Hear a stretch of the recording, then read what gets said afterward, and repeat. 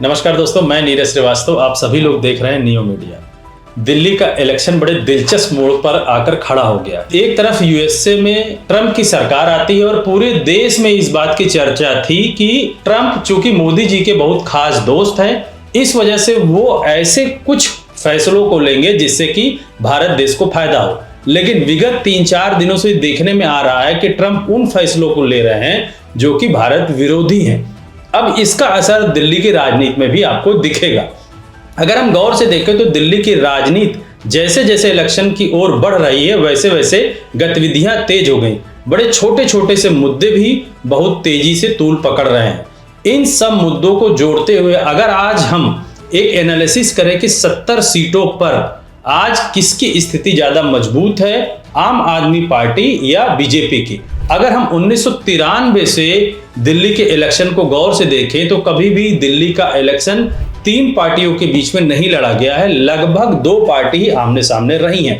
पहले आम आदमी पार्टी नहीं थी, तब बीजेपी और कांग्रेस आमने सामने लड़ा करती थी और जो भी पार्टी अभी तक सत्ता में रही है वो लगभग पूर्ण बहुमत या कह लीजिए बड़ी सुरक्षित स्थिति में रही है। अगर हम बीजेपी की भी बात करें तो बीजेपी जब सत्ता में थी तो 49 सीटों के साथ सत्ता में थी।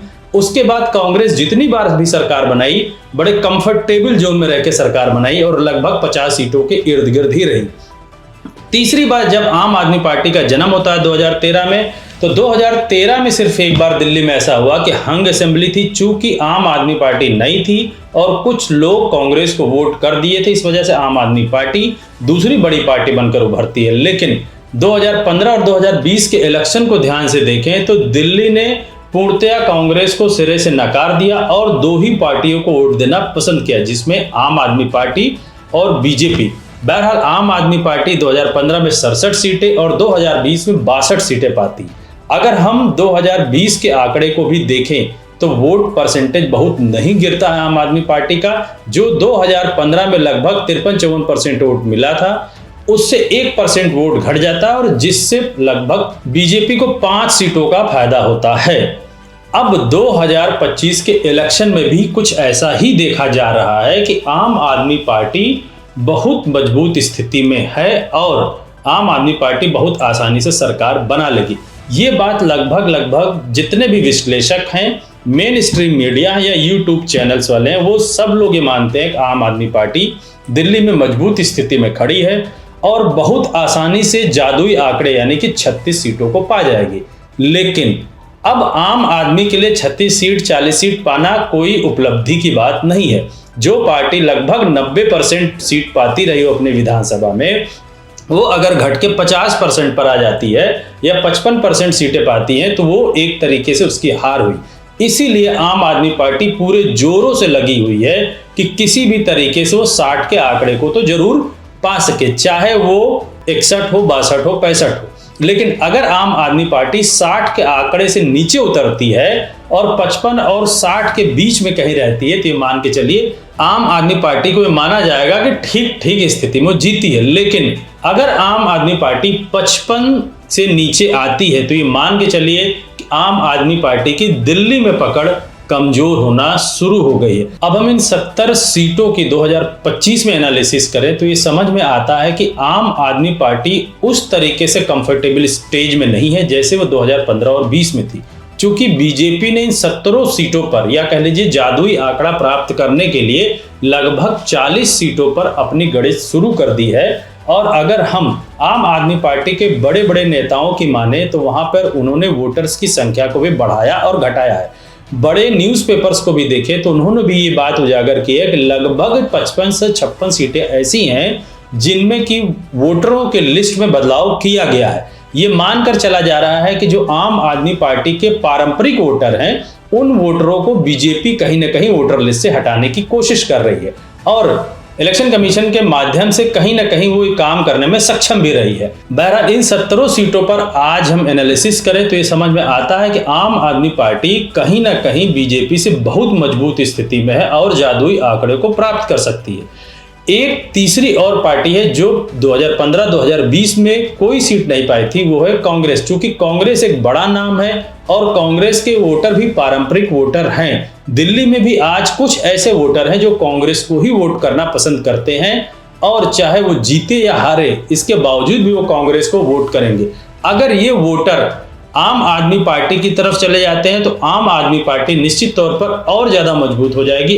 अगर बीजेपी के कुछ वोटर, जैसे 2024 के केंद्र के इलेक्शन में भी देखा गया, कुछ ऐसे वोटर्स थे जो बीजेपी को वोट करना पसंद करते थे लेकिन उन्होंने कांग्रेस को वोट किया। अगर विधानसभा के इलेक्शन में भी वो लोग जो बीजेपी के पारंपरिक वोटर हैं वो कांग्रेस को वोट कर देते हैं तो ये मान के चलिए कि आम आदमी पार्टी 2015 और 2020 के आंकड़े को फिर से पा जाएगी। यही बात बीजेपी को कहीं ना कहीं दिमाग में बैठी हुई है, जिस वजह से बीजेपी ने वोटर लिस्ट में चेंज करने की सोची, जैसा कि आम आदमी पार्टी के बड़े नेता लोग बोलते रहे। अब हम 70 सीटों को जरा गौर से देखें तो ये समझ में आता है कि 29 ऐसी सीटें हैं जिसमें से आम आदमी पार्टी और बीजेपी 20,000 प्लस वोटों के मार्जिन से जीतती है, जिसमें से एक ऐसी सीट है जिसमें से बीजेपी जीतती है और 28 ऐसी सीटें हैं जिसमें आम आदमी पार्टी जीती हुई थी। इसी तरीके से 26 ऐसी सीटें हैं जो 2020 में 10 से 15,000 के मार्जिन से जीती गई हैं, जिसमें से आम आदमी पार्टी ने 23 सीटें जीती हैं और 3 सीट बीजेपी जीती है। अब हम आ जाते हैं 15 ऐसी सीटों पर जो 10,000 से कम मार्जिन से जीती गई हैं। ये ऐसी सीटें हैं जो कि मान के चलिए आज फंसी हुई हैं। ये सीटें न बीजेपी को आज की डेट में दी जा सकती हैं न आम आदमी पार्टी को। इन सीटों का कोई भी अगर किंग मेकर है तो वो है कांग्रेस। अगर इन सीटों पर कांग्रेस मजबूती से लड़ती है तो मान के चलिए कि आम आदमी पार्टी ये सीटें हार सकती है। और अगर कहीं अंदर खाने आम आदमी पार्टी के साथ इनका समझौता हो जाए और कांग्रेस मजबूती के साथ लड़े लेकिन बीजेपी के विरोध में, तो ये मान के चलिए इनमें से 15 सीटों में से लगभग 10 सीटें ऐसी हैं जो कि आम आदमी पार्टी को चली जाएंगी।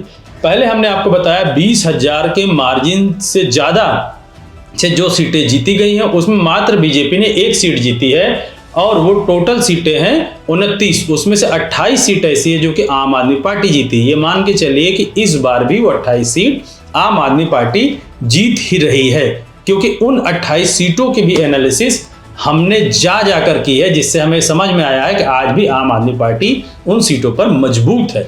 ठीक उसी तर्ज पर जो 10 से 20,000 वोटों के मार्जिन से जीती हुई सीटें उसमें 3 सीट मात्र बीजेपी को गई है और 23 सीटें ऐसी हैं जो कि आम आदमी पार्टी को गई हैं। अगर इस 23 सीट और उधर के 28 सीट को मिला लेते हैं तो 51 ऐसी सीटें बनती हैं जो कि आम आदमी पार्टी 100% इस बार जीत सकती है, अगर बीजेपी और इलेक्शन कमीशन के बीच में कोई समझौता ना हो तो, जैसा कि आम आदमी पार्टी के नेता हर जगह कह रहे हैं। हमने जब विजिट किए इन 51 सीटों पर तो ऐसा लगा कि आम आदमी पार्टी मजबूती के साथ तो खड़ी है, लेकिन कहीं ना कहीं उनको इस बात का डर है कि हरियाणा और महाराष्ट्र की तर्ज पर बीजेपी इलेक्शन कमीशन के साथ कोई बड़ा गेम ना कर दे। बहरहाल चूंकि हरियाणा और महाराष्ट्र में कांग्रेस आमने सामने थी बीजेपी के और कांग्रेस का जमीनी स्तर पर उस तरीके का संगठन मजबूत नहीं है जिस तरीके का आम आदमी पार्टी का जमीनी स्तर पर संगठन मजबूत है। इस बात को बीजेपी भी समझती है। ये 51 सीटें ऐसी हैं जो आम आदमी पार्टी को 100% मिल रही हैं और 4 सीटें ऐसी हैं जो बीजेपी को 100% मिल रही हैं। अब बात आकर अटकती है उन 15 सीटों पर जो 5,000 या 10,000 से कम के मार्जिन पर जीती गई हैं।